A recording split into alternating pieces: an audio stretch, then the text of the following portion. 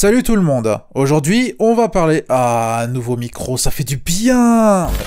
Pardon, désolé. Genndy Tartakovsky. Derrière ce nom à ne pas confondre avec celui d'un grand cinéaste responsable de films comme Solaris, Le Miroir et Andrei Roublev, se cache un homme sûrement responsable d'une part de votre enfance, en tant que créateur ou seulement réalisateur. Le laboratoire de Dexter, Samurai Jack, Hôtel Transylvanie, le plus méconnu Symbionic Titans, tout ça c'est de lui. Mais aujourd'hui, on va ranger les enfants dans les placards pour une dizaine de minutes, car nous entrons à nouveau dans la Adult Swim Zone.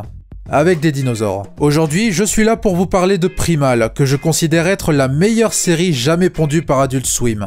Parmi celles que j'ai vues. Oui, il m'en manque beaucoup, donc je n'exclus pas l'éventualité même très peu probable qu'une autre de leurs séries me plaise plus que celle-là. Et oui, je suis comme ça, moi. Je suis aussi là pour vous convaincre de regarder la série, d'après ce que dit mon contrat. Donc il faut que je trouve les bons mots, tout ça. Bon, alors déjà, Primal, c'est une foutue bonne série. Oh, en fait, c'était pas si dur que ça. Bon bah, salut. Eh, un mec vient de se barrer avec ma voiture. Primal est une série créée par Genndy Tartakovsky, on sait jamais si vous avez pas suivi, par le biais de Cartoon Network Studios, comme la majorité de ses précédentes séries. Mais cette fois donc pour la filiale adulte de Cartoon Network, Adult Swim, comme pour la dernière saison de Samurai Jack. Samurai Jack dans son ensemble, et d'une certaine manière le reste de son œuvre également, était une indication bien suffisante pour signaler que Tartakovsky a tout à fait de quoi s'épanouir dans le milieu de l'animation pour adultes. Car si Samurai Jack est techniquement parlant pour tout public, en tout cas avant la saison 5, même si elle n'en devient pas gratuitement TVMA pour autant, elle offre quelque chose d'unique pour l'audience. Une vraie série d'ambiance économe en dialogue, racontant une histoire et divulguant des émotions par son storytelling visuel le plus souvent. Osons le dire, Samurai Jack est une série quasi muette. Certains épisodes pouvaient se passer du moindre dialogue pour un long moment. Alors que se passerait-il si Tartakovsky décidait de pousser la logique de storytelling visuel à son maximum ? Avec des dinosaures. Dans les grandes lignes, Primal nous propulse dans une relecture des temps des cavernes et nous fait suivre deux êtres différents, mais unis par une même tragédie. Deux poids lourds, l'un humain, l'autre saurien. On suit donc le tandem formé par Spear, l'homme des cavernes, et Feng, le dinosaure, son ami et plus encore. Enfin, ça, faut leur laisser le temps de nouer les liens évidemment. L'union ne se fait pas en un claquement de doigts malgré la tragédie, et la saison 1 part de là. Mais elle part avant tout d'une histoire globale de survie dans un tel monde où presque tout veut ta peau. Pire que l'Amazonie, c'est vous dire. Toujours est-il que Primal débute en épurant au maximum. Pas de dialogue donc, seulement des cris, car les vrais mecs délivrent leurs émotions en gueulant sur des dinosaures, et un format narratif reposant beaucoup sur cet improbable duo, se contentant de survivre au monde hostile dans lequel ils se trouvent, avec des menaces différentes par épisode. Primal, en gros, c'est un peu l'histoire de la vie, comme Bambi. Avec un peu plus de sang. Car oui, j'aime autant prévenir, Primal c'est assez gore. Je me prive d'ailleurs de montrer des extraits allant assez loin sur ce terrain. On sait jamais. Bon, je sais, je suis censé vous vendre la série, et là j'ai l'air de vouloir attirer les psychopathes. Mais en fait, la violence est indissociable de la narration de Primal et de son but. Comme je le disais, la saison 1 voit majoritairement Spear et Feng survivre contre la violence du monde qui les entoure, et usant justement de la violence pour survivre. Mais la formule ne se complaît pas dans la sauce bolognaise gratuite. En fait, la violence a plusieurs fonctions ici. Déjà, elle met au défi de trouver du beau dans le moche, si je puis dire. Et je dois admettre que j'adore les œuvres comme ça en général. Celles qui osent bousculer en utilisant des choses horribles à des fins poétiques, sans pour autant les cautionner. Quelque part, ça fait partie intégrante de l'art, ça. Ça a toujours cherché à tester nos émotions et à nous faire face à des choses peu reluisantes pour en extraire la beauté une fois mise sur pellicule, sur une toile ou que sais-je.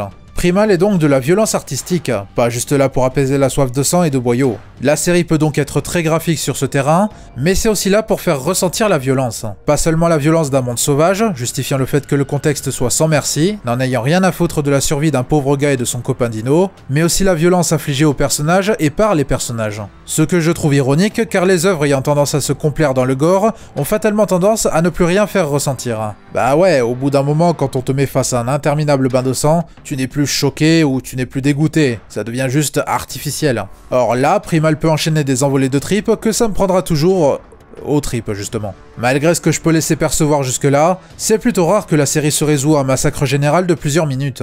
C'est toujours conservé pour les moments opportuns et avec un build-up jusqu'à l'explosion qui fait mouche. Et ça marche surtout car la série évoque justement la frontière qui sépare les différents usages de la violence. C'est-à-dire à quel moment ça agit comme acte d'autodéfense et à quel moment ça devient juste un prétexte, voire à quel moment c'est érigé au rang de culte. L'épisode 5 de la première saison en est un exemple frappant, avec nos deux personnages se retrouvant prisonniers d'une tribu d'hommes singes singes, organisant une sorte de tournoi à la mort, où ils se dopent à l'aide d'un sérum qui décuple leur force et leur soif de massacre. Ne regardez pas cet épisode en mangeant, conseil d'amis. Là où je veux en venir, c'est que c'est une série utilisant l'ultraviolence pour répondre à l'ultraviolence. Je me demande si c'est vraiment nécessaire, toute cette violence. Et moi-même n'étant généralement pas fan des œuvres virant au bain de sang gratuit, j'ai un vrai respect pour celles qui utilisent la violente à des fins plus intéressantes. En l'occurrence, quelque part, ça la questionne. En fait, ça devient l'un des patterns de la série. Plus que d'être une série portée par ses personnages, c'est une série portée par ses thèmes, et donc principalement la violence et sa place dans nos vies et notre comportement. Ça part de là pour demander ce qui sépare notre humanité et notre bestialité primaire. Preuve à l'appui, un épisode de la saison 2 dont je ne peux vous montrer aucune image pour des raisons particulières.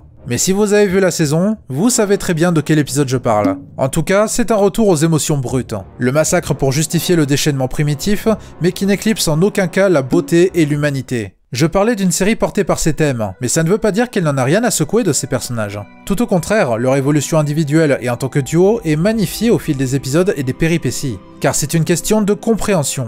Tout autant que leurs propos sont inintelligibles pour nous spectateurs, ils sont inintelligibles l'un pour l'autre. Mais la sincérité va au-delà des mots, et leur parcours jonché de points charnières en est d'autant plus captivant. On ressent pour eux, on s'inquiète pour eux, et il n'y a pas besoin de dialogue bien français pour ça. Des cris et une direction artistique bien troussée suffisent. Quelque part, la beauté du storytelling de Primal vient du fait qu'elle remet en avant tout ce qu'on a pris pour acquis. Un exemple tout bête dans le premier épisode de la saison 2, où Spear et Fang traversent les flots et se retrouvent perdus en plein milieu de l'océan. À un moment de l'épisode, Spear plonge sa tête dans l'eau pour observer les alentours et ne trouve rien, nous faisant comprendre qu'il cherche de quoi se nourrir, lui et Fang, pour survivre au voyage. Voilà, encore une fois, c'est un exemple tout bête, mais ça justifie la capacité de la série de se passer de mots précis pour délivrer quelque chose de clair. Et c'est donc un exemple parmi bien d'autres. Donc ce qui cerne leurs émotions et leur personnalité, ce ne sont pas les mots, c'est une autre forme de langage. Ça nous permet aussi de nous attacher aux personnages, car ce ne sont pas des machines de guerre invincibles. Spear et Fang peuvent se retrouver en difficulté, parfois ils s'en sortent grâce à de la pure chance, et ils ne sont pas insensibles de manière innée. C'est justement quand ils s'en résolvent aux massacres indifférents qu'ils en sont les plus déchirants. J'ai envie de souligner cette citation de Genndy Tartakovsky sur le sujet, que je trouve très juste. Vous voulez que ce soit réaliste, quand bien même c'est la série la moins réaliste jamais faite. Vous voulez que ce soit crédible du côté des personnages. Je salue le travail d'Aaron Laplante en tant que Spear. Déjà parce que je me demande s'il ne s'est pas explosé la voix lors des sessions d'enregistrement, mais aussi parce que ses cris délivrent également des émotions tangibles le plus souvent. Et il en est de même pour leur animation délivrant du langage corporel et le reste de la direction artistique. Clairement une série plus guidée par ses storyboards que par l'écriture, comme Samurai Jack le plus clair du temps. On peut sous-estimer les dialogues de Samurai Jack, déjà parce qu'ils rendent la série plus variée, et aussi plus drôle, notamment grâce au légendaire Haku. Mais Primal a clairement eu du nez en se passant de langage compréhensible pour les occidentaux, et laissant le visuel exprimer l'émotion à la place, notamment parce qu'on peut compter sur Genndy Tartakovsky pour une réalisation des plus parlantes. Et si je parle de langage compréhensible pour les occidentaux, c'est parce que la série décide de se développer avec la saison 2, et à partir de la fin de saison 1 à vrai dire. L'esclave du scorpion étant en effet le lore de l'univers d'une manière insoupçonnée. Jusque-là, la série ne se contentait pas de dépeindre un contexte préhistorique trop terre-à-terre, puisant dans les influences pulp et underground, et n'ayant pas peur d'intégrer du fantastique pur dans son univers. C'est d'ailleurs une autre force de la série, car ça autorise plus de variété, injectant parfois de l'horreur pure, et une façon supplémentaire d'alimenter son traitement de la brutalité. Mais ce que fait l'esclave du scorpion, c'est amener un nouveau personnage dans l'équation, Mira. Et avec elle, non seulement une autre tribu humaine, différente de l'espèce d'homme des cavernes qu'est Spear, mais aussi du dialogue. Mais qu'on se rassure, elle parle un dialecte qui n'est pas de l'anglais moderne ordinaire. Je me suis renseigné, a priori elle parle l'arabe, donc si un connaisseur parmi vous peut me dire si elle parle de l'arabe courant et compréhensible, ce serait cool. Toujours est-il, Tartakovsky ne brise techniquement pas les règles imposées. Les propos de Mira restent incompréhensibles pour Spear et pour la majorité des spectateurs anglophones, mais l'émotion entre eux ne passe pas par les mots, autre que le nom de la femme esclave qui sera le seul dont Spear fera usage. Mira. Et donc oui, de nouvelles civilisations sont introduites à partir de là, et chacune avec leur langage respectif, et jamais traduit en anglais. On a une tribu celtique, s'exprimant en langage gaélique, et une tribu viking usant a priori d'un vieux langage scandinave. Bon, dans le lot, ils auraient pu ramener le meilleur des Écossais au passage, mais bon. Et de ce que j'ai compris, il demeure du langage fictif ici et là. Donc malgré la variété humaine s'offrant à nous, où que l'on se trouve, les mots ne parlent pas autant que les gestes. Ironiquement, ils sont plus marquants quand ils sont utilisés avec parcimonie, comme le nom de Mira et Vidar. C'est vous dire que mes mots à moi seront toujours insuffisants pour vous prouver la magnificence de Primal.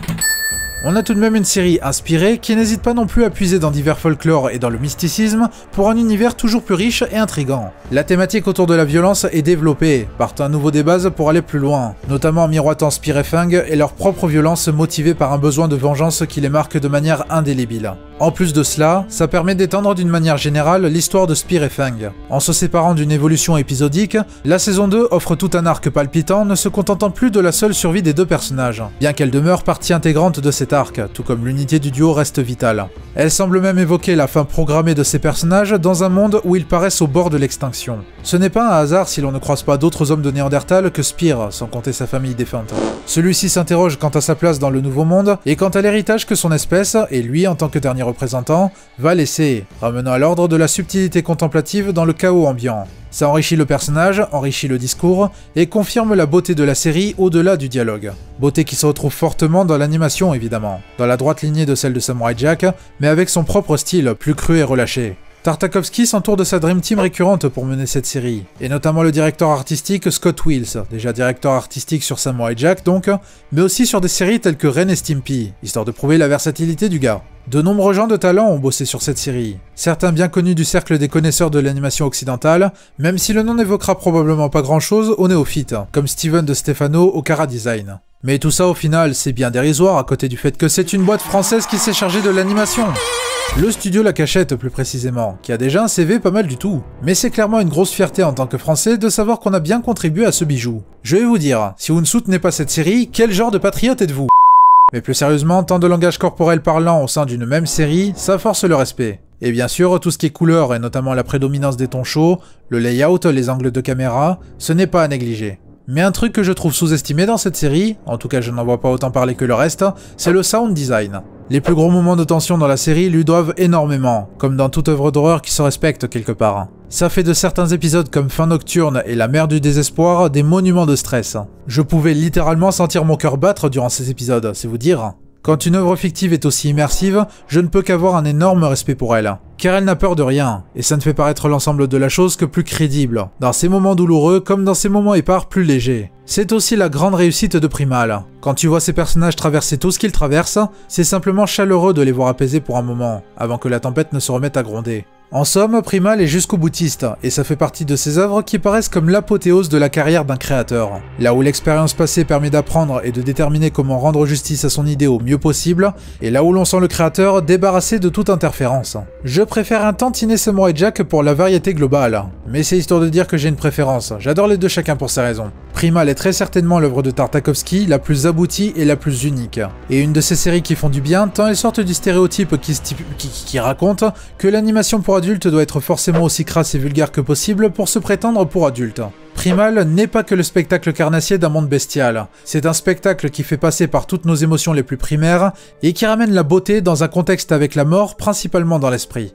Avec des dinosaures. En ce qui concerne l'avenir de Primal, sans spoiler, Genndy Tartakovsky a annoncé que l'aventure de Spear et Fang s'est bel et bien terminée avec la saison 2. Mais ça ne veut pas dire qu'il en a fini avec la série, car il prévoit de poursuivre l'aventure, mais avec de nouveaux personnages et dans d'autres contextes. En gros, ce sera toujours Primal, mais sous forme de série à anthologie, évoquant la sauvagerie et la violence à travers les âges, sans dinosaures donc, histoire de prouver que c'est avant tout porté par ces thèmes. Tartakovsky a annoncé qu'il compte pleinement travailler dessus à la fin de la production de son prochain film. Entre ça et sa prochaine série Unicorn Warriors, non rien à voir, qui devrait sortir très prochainement, il ne chôme pas le Genndy. Mais qu'il fasse ce qu'il veut, c'est un génie, alors je répondrai toujours présent. Je le suivrai jusqu'en enfer, retour compris bien sûr. C'est là-dessus que nous allons nous quitter. J'ai de la paperasse à remplir par rapport à ma voiture. Alors merci à vous d'avoir regardé cette vidéo. J'espère qu'elle vous aura plu, j'espère que ma propagande a fonctionné, sinon je serais très triste.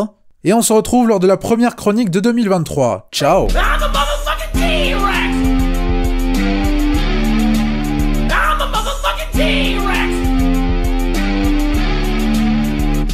Walking down the street, you know, whatever, just mind my own business, and I take a look, and I see an ice cream truck, and I'm like, oh shit, man, you know, I want some ice cream, because it is a hot motherfucking day, I want some goddamn ice cream, so, you know, I go up there, all the kids are running away, you know, they're like, oh my god, a dinosaur, you know, all that fucking...